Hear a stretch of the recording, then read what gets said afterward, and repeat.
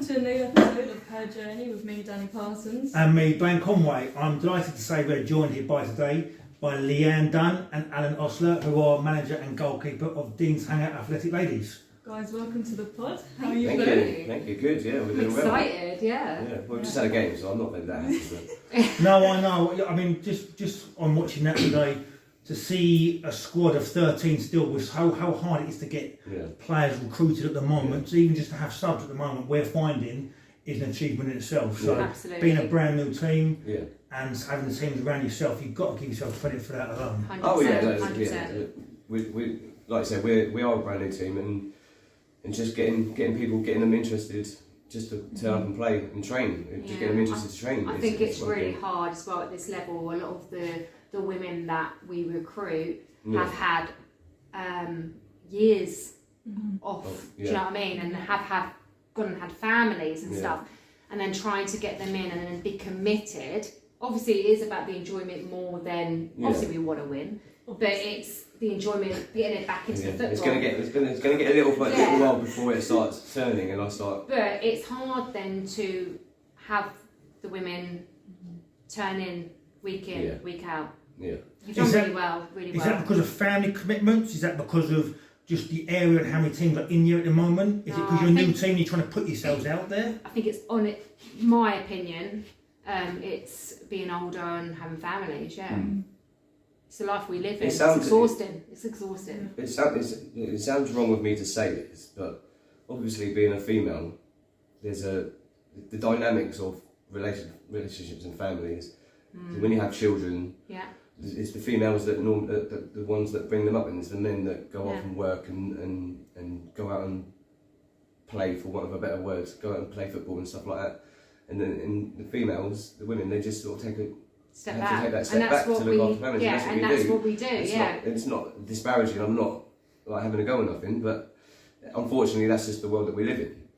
And so, it does make it hard to recruit players, because more so women, 100%. More so in the women's game, because we have teams around us like Brackley and Toaster and a few others that are slightly better than us, that can attract the better players.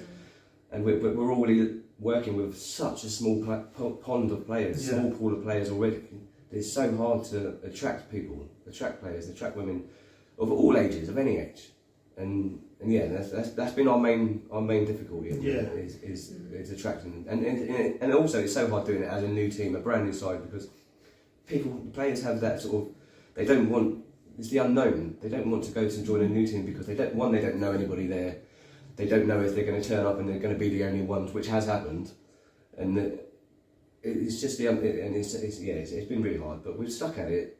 I think we've done really Alan's done amazing. I've said to you on the sideline, like, honestly, you need to give yourself a huge amount of credit, because we've had players that have turned up for 1 or 2 sessions and they've signed on, and you don't see them again. They've signed on, they've paid that money, mate, and they ain't come back.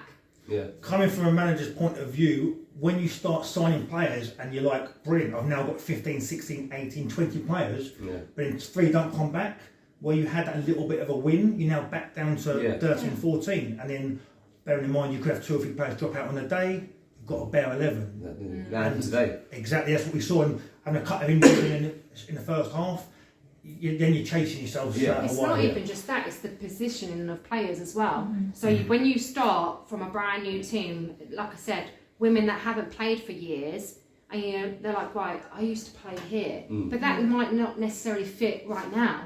So Annan's trying to put on paper where these players should be. The players may not be happy with the positioning, but you've got to start from somewhere. So then you're trying to juggle things round, move players after each game, and then you get players that get injured, and that's what you're going to get as well. Older age as well. I have told, there are players like we've moved around quite a few times. Natalie Green, she came to me as a winger, and she's obviously older. And with age, you become a bit slower and stuff like that. She's been more defensive as a second. And that was the right thing. She's done really well in that, and even though it's not her position, she's done really well playing there. She's adapted, and I've told everybody you've got to be able to play. You'll know this, Blaine. You've got to be able to play in more than one position. Yeah. In this game, because you won't survive. If you just turn out and say, no, I'm a winger, and that's it. Well, look at Chelsea. You're not, yeah, Chelsea is another one. She came, she's not confident at all, bless her. And I remember you saying to her about putting her on the wing, and she was like, oh, I want to do it. I can't do that, oh, I can't run. And then that game, and I had the pleasure to say, she was literally, weren't she? Yeah, she was like she creates that space, and naturally she scored, and it was a blinder goal, mate. Oh my god, that goal came straight over to me, gave me a hug. Because she knew, and afterwards I was struggling. What's that? Because I knew that was a good call from Alan. And now she wants to be a winger. Her fitness weren't there to trust the manager, right? How many times? That's why we do what we do. Trust the manager. She was creating the space, but at the time the fitness weren't there. But that comes in time, and this is what I said to her. Please just listen. Now, when we were doing training, you could see she was naturally going into that position. In her head, she just knew that she weren't fit enough, but that comes in time. Also comes with confidence. Absolutely, and her confidence, mate, and it come a long way. No, exactly. Yeah, you'll know, Blaine, as a manager and a coach. I'm not Pep Guardiola or Alex Ferguson or anything like that. I'm nowhere near as good as anyone at our level. Do you know what I mean? But what I like to know, I think I pride myself in the fact that I can spot where people can play. Yes. And so we've had a few players. We have got a few players now that when they started with us, they were like, oh, I don't know, like Kate. I don't know where my best position is. I don't know if I can play where I can play. And I'd say to them, look, don't worry, we've got plenty of time. We'll train. We'll do the training, and I'll just spot where I think you can go. Like Saskia is another one. Saskia came to us as a centre midfielder. She hadn't played for a couple of years. She's strong. She's so strong, and just a few training sessions, and she naturally just sort of dropped back into a defensive position. That happens most of the time, though. They naturally drop in that position. And I just said to her one day, I said, "You're a fullback. Yeah. You're going to be my fullback, right back." And she's played there, and she's so good. So, from a coach and a manager's point of view as well, this is the hardest thing that I think you'll agree with me that when we do find a position for them, we get one game at a time to play them in that position, and you get different opposition week in, week out. So you could play them in that position, and if they're struggling in that position, you think, have I gone wrong here? And you get one go at it, and then you've got to start again the following week. And when you're coming up against teams who are established teams, who have got players who have played together for a long period of time, which is happening every day. You're battling that alone. Then injuries, then players who haven't turned up for whatever reason. You're constantly putting out fires, and then just to get an 11 on the pitch and a couple of subs in and go, right, let's see if this works. But then also we find getting them to training is another issue. How can you train sometimes when you've got 7, 8? But again, that comes down to, it could be kids, it could be work life, because this is a hobby for everyone, but work life sometimes takes over. Of course, and that's one of the hardest things we've found, which you've found yourself. Yeah, and I've said to everybody that's part of the squad, your life is more important. Your home life, your work is more important than football. Yes, you're paying to play, but if you can't make training because your kid's sick or you're working late, I'm not going to have a go at you. I'm not going to say, well, you're not playing next week because you didn't come. It's life. That's life. Do you know what I mean? There's going to be times where I'm not going to be able to make training, and which is difficult because I'm the only one doing it at the minute. Again, the credit to yourself there, doing it on your own. An assistant and a I have got an assistant. And I'm not even just hasn't been available. I'm not even just saying this, but even my partner, we a couple of girls about 3 weeks ago came. So I didn't tell anybody that I was going to come to this game. Pouring down rain, mate. Wow, it was pouring down rain. But me and my partner turned up, and he hadn't seen the girls play for a while. And yes, we did lose that game, but he come to me, and Stephen, he can criticise, but even he came up to me and he was like, he got into that game. It's like a completely different team now. In such a short window, this team has progressed so much. I'm like, do you know what? Please tell that to Alan, because he needs that, man. Like, because we are going in, we are losing, but the window's getting shorter. We're not getting our asses kicked as much at the beginning. It's getting shorter. Learning and progression. And it's so lovely to see. I see it through my boy. He got his bum kicked every bloody week, like double digits. And this season he got promoted too. So there we go. Honestly, they're on fire, and I love seeing that. That's what the beauty is with football. You're either there for the you'll show up, and one day you'll be on point, and then another week you'll show up, and it's like a completely different team. Mm-hmm. It swings and roundabouts, and I love that. Like, I just love the game so much. So on that then, the reason we've come up to Deanshanger today is we're going to speak about Leanne, who suffered a very, very bad injury on her first game of the season. But before we get into that, Leanne, how did you get into women's football? So I'm 38 now, and I can tell by looking at it. all right. Believe it or not, I did dancing for years. My mum pushed me. I did enjoy it, into dancing from the age of 3. And it was actually my cousin, who was my dancing partner at the time, started playing football. Just kick about with the boys, in the street. And she found a women's team. I was jealous. That was literally what it was. I went into football. I never watched football on the TV. I was jealous because she was doing something else that I weren't doing. So my mum weren't particularly happy because I was doing very well at dancing, but my dad, I'm the only girl as well, but both my brothers weren't into football, so he was like, perfect. Channeled me into the football, and I was good, and I got good really quickly. And I always remember, even now, being so young, starting out, I just loved it. I loved everything about it, the buzz it gave me, and I'm a very hyper. I'm still am. I'm a really hyper person, and that blast on the pitch would kind of like just, I suppose, burn my energy that I had, and I loved the whole team side of it as well. This, just being part of like a family, I suppose. It was really good, but it was so unheard of, like all them years ago. But women's football, girls' football, just weren't a thing. So how has that changed from when you're playing to what it is now? Have you seen a development over the years? It's so emotional, like honestly. When I watch the women play, I am not an emotional person. I don't express my feelings, like I'm quite cold. But when I do watch the women play, it hits differently. It's just amazing, like it really is. And even when my boys play sides with girls in, I'm not gonna lie, I'm a bit like, because you can't, like, it's just, I think it's because we've been where it was not a thing. It like I said to you when I was watching the game, I went to the Isle of Wight from Milton Keynes for a game of football. Just to play? Just to play, yeah, because there was no teams really in Milton Keynes. It was a lot of travelling, and my dad would drive hours, like miles and miles, when we'd have a game of football. And to how it is now, it's just amazing. When we go to football tournaments, which is literally, it's a whole weekend thing for us in the summer. It's for weeks.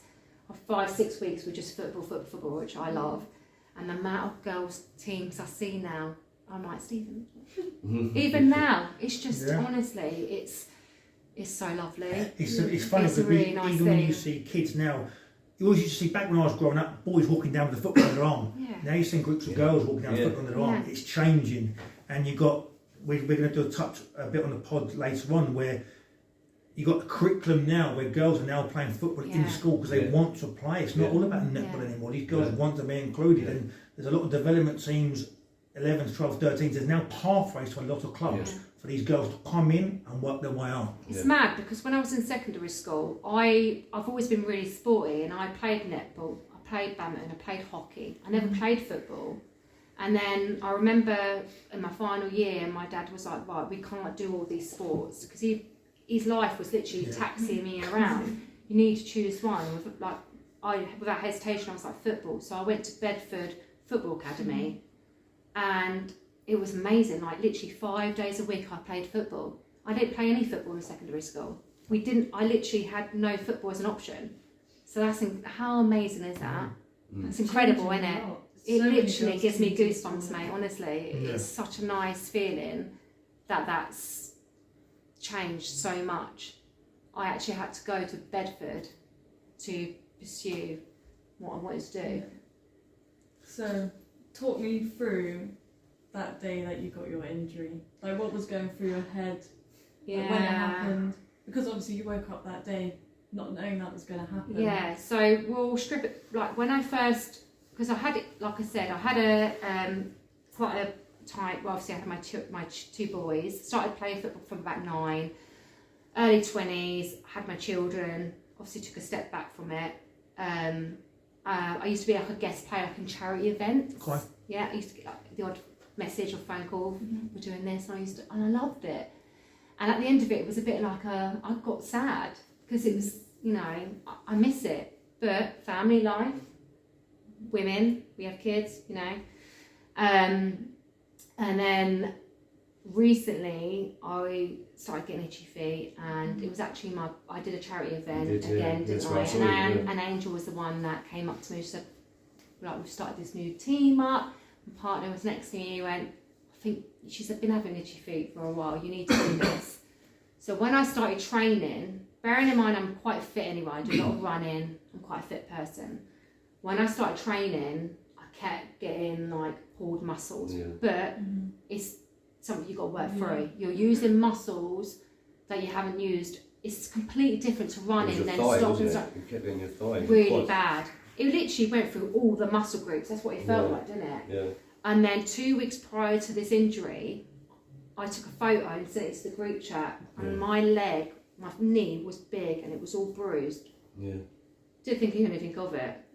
Still played because I thought, I've got to work through this. This is just because I'm not used to the muscles. Went to clear the ball, being in goal, and do you know what? It wasn't even that bad of an impact. It wasn't. But I think I'd weakened it. I didn't listen.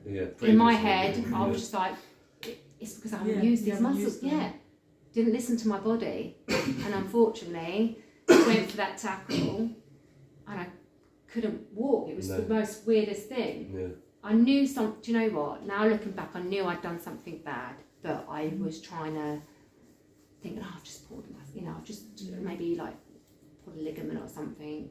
And that happened at 3 o'clock on the Sunday, and I didn't go to A&E only because of my partner until the next morning, and I could not believe I'd left it that long. You sent me a photo on Sunday night of her leg, of your legs. Oh, it was bad, mate.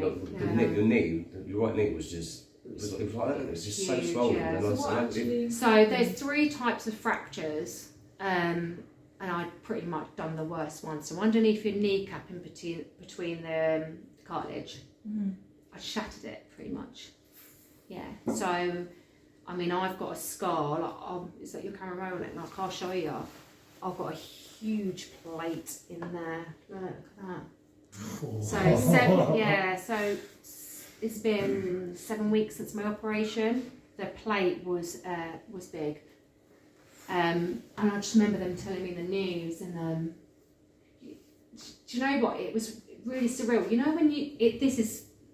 Now I know, because you always hear, you know, when you get told bad news, it's like you're underwater. That was literally what it was like. I was just like, and Steve was like, yeah, babe, you listen to this. It was just devastating, That's the moment it like proper hit it was you, just devastating, Well, crumbled in that moment. Yeah, I knew. So what news did they say? Did they say did they say there's a chance you could play again, or you could never play again? No. You could never play again. So initially there was like, absolutely no contact sports. You'll be on crutches for months, basically. Months. You won't be able to return to your job for 10 months. That's when they originally told me. And that's... long time. Yeah, and I don't... And it's not even just football. I don't stop. Like, I'm always on the go. Really, like, hyper. But I've proven them wrong. I've had 3 appointments. My last appointment was on Tuesday. I had an x-ray. Took my brace off and everything. Was like, right, show me what you can do. And I showed him, and he literally looked like, well, it looks like you're going to be off them crutches sooner than we thought. And my mum looked at me, and my mum's going to me, you're doing too much. Leanne, you're doing too much. You're going to be back down to square one. But you know your body, like, you know. And my mental health was bad. So on that, you say your mental health was bad. Was it because of not playing sport? Was it because it was obviously everything, every day, not being able to work? My independence, like everything had been taken from me. But I couldn't drive, I couldn't work, I couldn't get a hoover and hoover my house. Do you know what I mean? It's like I couldn't even make the kids dinner. Yeah. Everything had been taken away from me. So it's not even just the sports. Obviously, I was devastated because I love football, but I'd only just got back into it. I still watch my boy. Maybe there's an avenue where I could support Alan. Like, I knew that wasn't going to be I'm the sort of person that I won't just shut it off. I'm quite a determined person. It was just the whole lifestyle change. I'm a worker as well. I like working. Yeah, so when obviously they said, oh, you're doing so much better than they thought Gives with me your buzz. recovery, Yeah. is that mindset of you're going to get It through resets this. me. Yeah. Otherwise, you either go, oh, I'm stuck, I'm not going to carry on, and I just let it take over my life, or you have to put in the extra hard work and get to where you are now. So, my first appointment, literally 2 weeks after I had my operation, I started going down the whole, like, I didn't get out of bed, you know, I felt really low. Then I had that appointment, I was like, a reset, like, I was like, I've got this. A bit of motivation. Yeah, absolutely. A week or two, still on that up, and I started going down again. Then I had the other appointment on Tuesday, and it's kind of gave me a bit of a kick up the arse again, like, come on in, you've got this. But the mental side of things of an injury, you're going to get better, like, you are going to get better. To be fair, he said, you'll be silly to play football again. And like we had this discussion, it's not just me that I've got to think about. I've got a family. I probably could play football again, but the chance of it happening again is going to be higher. The bigger picture. And I've not just got myself to think about, but it is definitely the whole mental side of things. Yeah, It's and awful. I think also with an injury, you realise you take a lot of things for granted, and being like, oh, I can't actually hoover now. I took that for granted before, but now I can't do it. It's like, oh, I really wish I could just get up and hoover, or like being on crutches as well. It's like, it sounds hard work. It's a hard work. Oh my but also god, being it's like, so hard. Especially on your floors in your house. It's around the house, it's all so wood. hard. And do you know what? I was annoying myself because I'm like on these and the amount of times I've balanced my crutches and I've just fallen down. I'm like, I've had enough. Like, and I'd be getting so angry. And I said to Stephen and my best friend Carla, I'm so sick of sounding like a wet wipe because it's not me. I just get up and do stuff. Like, I feel like I'm so depressive to be around. And it's so hard to ask people to do simple things. I don't ask anyone for any help, but sometimes I had no choice. And it's just 100% for an injury. You're going to get better. It's going to be long, but it's in there. Yeah, it is. It's the whole mental side, which is harder. So, Alan, obviously, Leanne's injury, first and foremost, you're worried about her welfare. Yeah. But also, you're a football manager as well. Being a goalkeeper is one of the hardest positions to find cover for. Yeah, I'll put it out there, right? One of the hard positions. So, did you have a backup keeper in the squad? How did you go about then for the next 2 or 3 games and the rest of the season, trying to find out how to fill that void? So we didn't really have a backup keeper. Leanne didn't really want to be a keeper. The first time I saw Leanne was in that charity game, and you were playing in goal. We played in goal for the first half anyway. Yeah, I had been playing in goal for a long time as well. I was talking to a few people on the sideline, and I was like, who is she? I said, we need a keeper. She's really good. Can we get her in? They're like gold dust goalkeepers. Yeah, oh mate, literally, it's unreal. It's unreal. Yeah. To get a decent one, half decent one. It's so hard. But so we've got so at the minute now we've got Kate English who has had an injury. Who can play goal. She's obviously got a bit of a knee injury. A knee injury herself. She can do a job. But now recently we've got Meredith who played in goal today. Yeah, put up a couple of good saves as well. She's going to take the penalty confidence was growing through the game. You Yeah. definitely see that. Yeah, but she played through today with an injury as well. Yeah, we saw Lincoln as well. She was limping. That was like, she was limping in the first half. And I turned to Kate and I said, I think you're going to have to come on at half time and play in goal. But then I convinced Meredith to stay on. And so at the minute, so it's Kate and Meredith who are doing the job for me. But I have got another keeper coming. Okay. She should have come today, but she couldn't come today and watch. But she's coming training on Tuesday. So I've got another keeper coming but like you said, it's so hard. It is so hard. And I found that, I don't know about yourself, but did you take not personal responsibility, but did you look sometimes when you get a player who plays for you gets injured, you then think, oh, I've put her in, not you've put her in a position, but she's in goal. Yeah. What if I change something? You start looking at a mother of an now I affected. feel like you did have guilt, man. I said, Yeah. Alan held a lot of guilt, and he shouldn't have. Because it's not your fault, but No, then you just Only what because it if- wasn't meant to be. Personally, It wasn't meant to be my position. I wasn't meant to be in goal. But it would. It could have happened any time. Yeah. I could feel that 100%. I even said to you, Sensitive I said to you, even after the injury, like we've shared like a few messages and conversations. Just, obviously, I'm just trying to catch up with her and see how she's doing and all that. And I said to Leanne in a couple of messages that I felt really bad because I'd asked her in that game to go and goal for us because we didn't have anyone else to do it. I and think I knew as a that player, she played. you I just knew take, she was a you kid. just, She you played just in do goal it, anyway. don't you? Like, and it's not like I just really didn't want to do it. No, and I'd only met Leanne a few weeks before. You played a couple of friendlies for us in goal as well, and out on pitch. I mean, she's a really good centre midfielder. Obviously, do you know what I mean? Was. That's the other thing. That's the other thing we've missed with Leanne not being there is another as well as Angel, another workhorse in the middle of the park. Yeah. Do you know what I mean? She just runs and runs and runs. But yeah, I felt so bad. I felt so guilty. I felt so bad. Because I first come to see this on me and Alan and friends on Facebook, if anyone listening, and I saw it, you posted it on there, and then I've done a little bit of looking into it. It was on the websites, on the I think it's MK, was it Chronicle or something like that, on the newspaper. Community page, But what I will say is Alan's also set up a GoFundMe page for Leanne. So again, at the end of this pod, we will put the link at the bottom. Anyone who wishes to donate. But again, Alan, you didn't have to do that, but it's because as a manager, and you've got a caring responsibility in yourself. You start thinking, what can I do to help? I can't do anything recovery-wise, but what more can I do? Well, that's how that's exactly how I thought about it.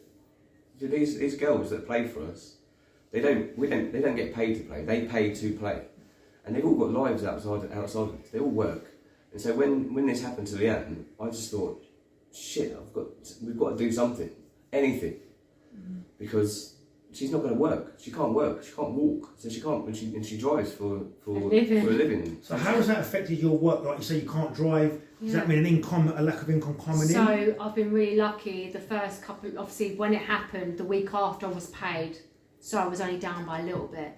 The month I've just literally just been paid again. Again, it hasn't really affected me. It's now when it's going to affect me.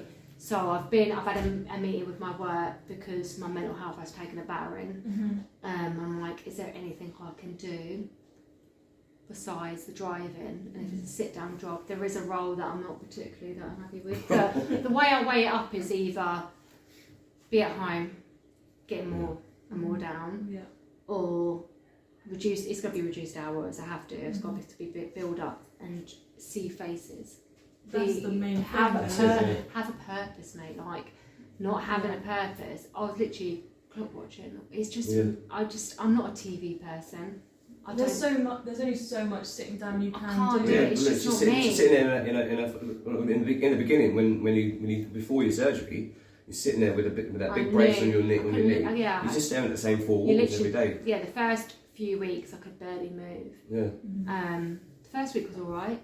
I had a lot of support because my close friends, my mum, they knew the type of person I am.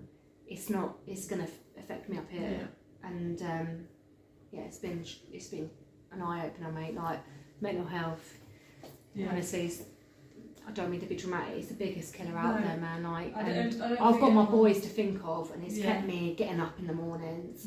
I don't think anyone realises the impact of an injury and how it affects your mental health and how quick of a decline it can go. Because 1 minute you'd be like, right, I've got this. Next minute you're like, I don't know what to do. Yeah, it's awful.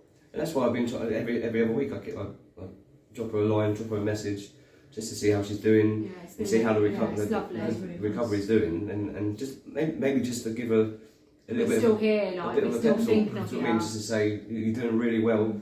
I mean, she's doing really well. Because everyone's lives carry on, and initially you're thinking of it, and then naturally people have other things to think about, and you're kind of like in the distant, and nothing's still changed for you because you're still I think Leanne. injured. I think Leanne.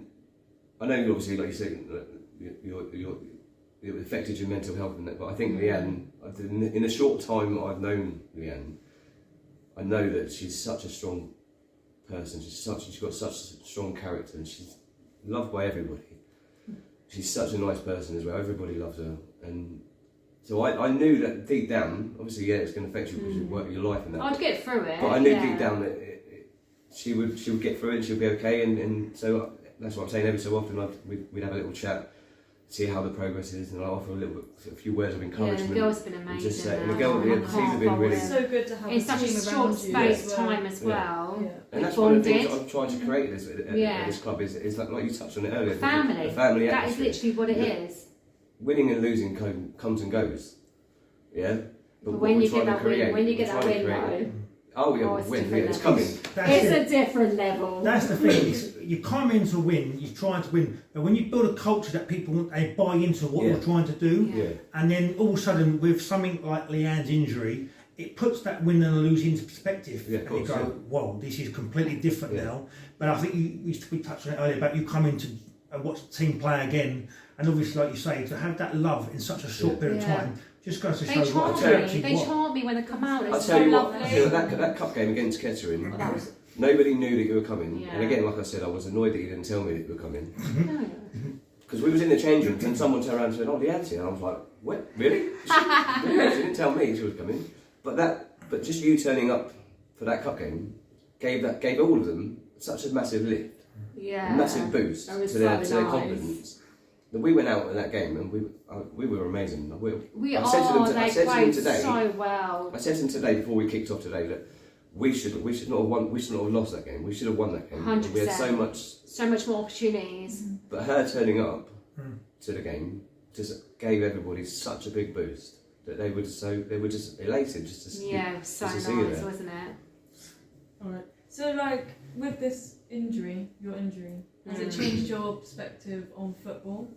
Obviously you were told that you might not be able to play again, but is there another outlet within football that you want to get involved? The way I think I've had to look at it to help me process it and stay positive is I'd only just got back into it.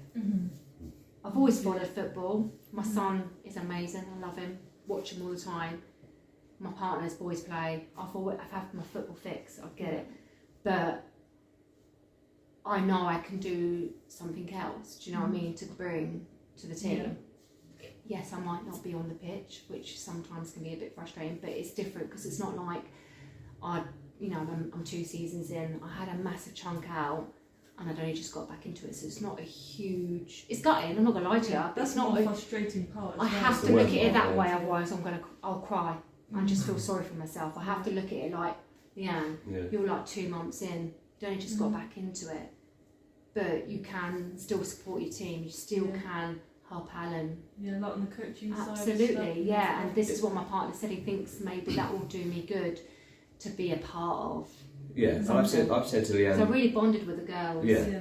I've said to Leanne a number of times now, and even after when we all came back here after the Kettering game. Yeah. I was talking to your partner Stephen, and I've said to you a few times, the door's always open with the club, with me as well.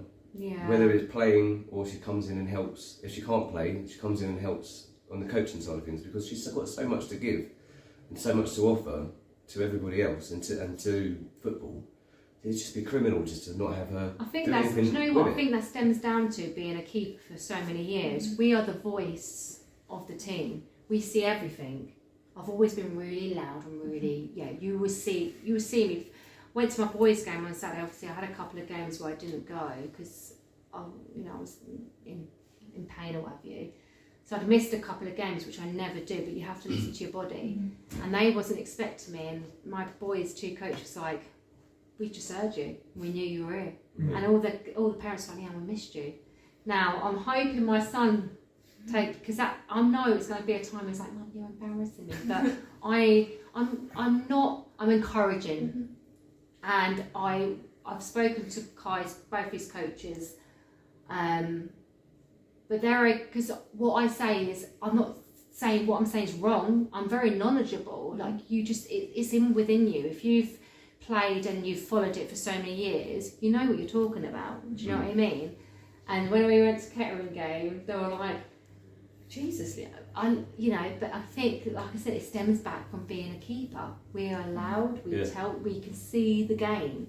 And I think you've got to be allowed, like, picks them up, don't it? Goalkeepers are different species of We this, literally- right? Of course They are a brand of their own, Absolutely. right? You do not meet a sane goalkeeper. No, We're- They will throw themselves at Yeah. anything. No, they're psychos. Yeah. Yeah. Psychos. And I remember, just do- like, The fruitcakes. Yeah. the people, Yeah, I absolutely. used to scream at my defence, Yeah. but we'd hug at the end of the game. Yeah. Well done, it, like, yeah, because you can see it. Their work, you're a team, but they can't see what you can see. Mm-hmm. And also, I always say to the boys keepers, remember, it has to get through all of those players before it gets to you. Yeah. Everybody has a role, and you're that last resort. So if you I think it's always going to be there where people don't want to be in goal because they don't want to let goals in. No one wants to let goals in. But you have to have that mindset that it has to go through the channels before it gets to you. You're your last point call, and yeah, it is hard to get keepers. It really is. But we're, like I said, we're a different species. So just meeting yourself today, I can see the enthusiasm and passion in your voice for football. And whether the injury has finished you, I believe that you're not finished in football. Oh, and you've got absolutely so not. much more to give. So that may be the end of your playing career as such. Yeah. But this then opens up a whole new career to coaching, managing. And I am a true believer. These things happen for a reason. I don't like to admit it at the time. I was devastated when it happened. But I wasn't meant to play. I was meant to have that little bit of feel for it. Yeah. But I wasn't meant to be in the midst of it all. That was cut short for a reason. It just wasn't my channel. I truly believe that, your path I don't know, I is think I could have set. done with you for the season. Just more than a half in the first game of the season. Just give me something. More than one game. But would be nice. it's not the path I was meant to take. No. But what's not to say that I team up with Alan and we make a really good like I team, said, and you just Like I don't said, know. Leanne's got a lot to offer to football Yeah. than just playing. And if that's a coaching role, because I'm going to be here for Forever, Alan. Next season. Forever, mate. But as managers, we're always there forever until we're not. Yeah, exactly. We're Yeah. always there forever when we win. That's up to Mark, our chairman, how long I stay. But yeah, like I said, I've said to Leanne that if she can't play, then she'll come in and she'll do a different role for us because we don't want to lose her. The injury hit everybody. Yeah. It hit It was everybody hard. The shocking, whole yeah. team hit the whole team really hard, and I think even just to have her in as a coach would be immense. It would I think be it'd be really good. that would be a massive boost to everybody. Yeah. But also coming in as a coach as well, you're coming in for someone who's playing, you're coming in for someone who has got an injury, so you have that part of your story to then help others who come, maybe you do coach who come through injuries as well. Yeah. I think when you've had experiences like you say, I mean, I'd never had an injury before. All them years that I played competitive football, I said to you, I played for Northampton Town, and some of the situations I put myself into, you'd think that I would have at least had a torn ligament. Never had a torn ligament, never broke a bone in my body. And that tackle, wasn't a tackle, it was me clearing the ball, mate. Like, it wasn't even bad. No. And I'd fractured my knee so bad that they were saying no contact sport. It just goes to show that literally anything can happen, mate. Anything can happen. And the irony about this is the first day myself and Danny started talking about the possibility of this podcast of her journey. Yours, when we clicked on Facebook, yours was the first story we see come up. And we wanted to talk about injury recovery, and we're like, there's got to be something here. Yeah. And then I had a look at yourself, and then Alan's obviously been a manager of knowing Alan, and now here we are, 2 months later, now putting this story out there. Yeah. And obviously there's been people listening now, and Danny's story will be going out about who are going for injuries as well. So if you could lastly give any advice to someone who is going through injuries, what advice would you say has helped you get through this process? Is it having people around you to support you? Yeah, you need Is to it asking for help? If you don't ask for help, they don't know you need help. Is it that? Yeah, don't be too shy to ask, because I'm very, very independent, very proud, but I've witnessed around me what mental health does to people, and I was actually scared, if I'm honest with you. I've got children, I've got a partner, I don't want to push him away. I needed to, swallow my pride and just be like, I need this help to get me through this phase, and I'm grateful that I did. There has been times where, like I said, I didn't want to get out of bed, but I pushed through. You really need to just make sure that keep telling yourself it's not forever. Just got to let your body have that time. You know your own body. I was told I'd be on these crutches for months. I was told I wouldn't be able to go back to my job for 10 months. I'm down to one crutch, and they reckon within 2-4 weeks I'll be off the crutches. It's in here. It's your mentality. Yeah. You've got to listen to your body, and if you think you can do something, do it. I think I said to you as well, and I said to the girls that you can't. Everyone's different. Yeah, but you can't sort of take away the power of positivity. Absolutely. It's The amazing. brain is an amazing organ, If you're just sitting there Yeah. thinking, I'm down in the dumps, and this isn't working. Allow yourself to have those days though, because we all have to have days where we feel rubbish. You've got Allow to, you to need have to the think days. positively as well. You have to grieve it as well. Yeah. Yeah, Like, what's been taken from you. I've so had the so- grievance. Like, I'm not a crier. I've cried like a baby. I've been down about it, but I've had to allow myself to do that. Yeah. You can't try and act like you're like some superhero, because it doesn't. Yeah, it's going to hit you It'll one. break It'll you hit before you get later. stronger. You've got to allow that grievance as Yeah. well to then be like, right, I've got this. You can do it. Yeah, and like I said, Leanne's got that that type of character and personality that allows her to get through it. And Yeah, and I never thought this was my worst nightmare. Like literally my worst nightmare. But I've done it. Yeah. If I can do it. Yeah, 100%. And this is the reason for the podcast. It's like, if it can just help one person out there, whoever listens to this. Yeah. Because going through my injury, I didn't have someone to look up to who's been through the same thing. Yeah. It's like, who do I turn to that's been through the same thing, who I can also relate to? Yeah. So putting your story out there, really. And also, I It's went through inspirational. phases where, and I kid you not, this is the God's honest truth. When I went to the hospital when this first happened, I was given the news. There was an old guy. We had whistling, so I'm crying my eyes out. Oh, what am I going to do? I had this whistling noise, and it was this old guy on a wheelchair. You're right, one leg, mate, one leg. And I was like, that's a sign. That is a sign. Sort your shit. But then I thought, actually, it's okay to still cry. Yeah. Just because someone's got one leg and you know you're going to be able to walk on 2 legs, you're still okay to cry. It's what affects you and your own personality, your I story. felt bad at first. I was like, and then Steve was like, no, but it's Because still we shit. Yeah. Always compare ourselves You to other do. people. You compare, like, I should be grateful. I've got healthy kids. I've got a good partner. I've got a good family. I've got good friends. Why am I feeling like this? It's like, come on. But you've got to allow yourself to still have that moment. You shouldn't feel bad for it. No. You shouldn't. But yeah, we're getting there. Yeah. So on that note, that was Leanne Dunne. That was her story. That was her journey. Leanne, Alan, thank you so much for joining us. Thank you. Like we say, guys, there will be a GoFundMe page at the bottom. Please feel free to listen to this and donate anything you can, because you never know. There could be someone you know that injury can happen to them as well. Okay, guys, thank you very much for being Thanks part so of the much. No, I podcast. appreciate it. Thank you. I think what you're doing, I said it off Yeah, air, I think what you're amazing, doing mate. with this Absolutely podcast amazing. is brilliant, and keep going, keep doing it, because you're getting everybody's story out there, and it needs to be told. They all need to be told. Brilliant. And next year, hopefully, we'll come back next year and we'll have Get Alan and sponsored. Leanne. We'll have you both in the dugouts. And Alan going, Mark, "Do you know always what? see us. She's just mad in the dugout. Actually, was on the pitch. But now, guys, listen, thank you very much. Thank you. I appreciate it. Thank you, Lou.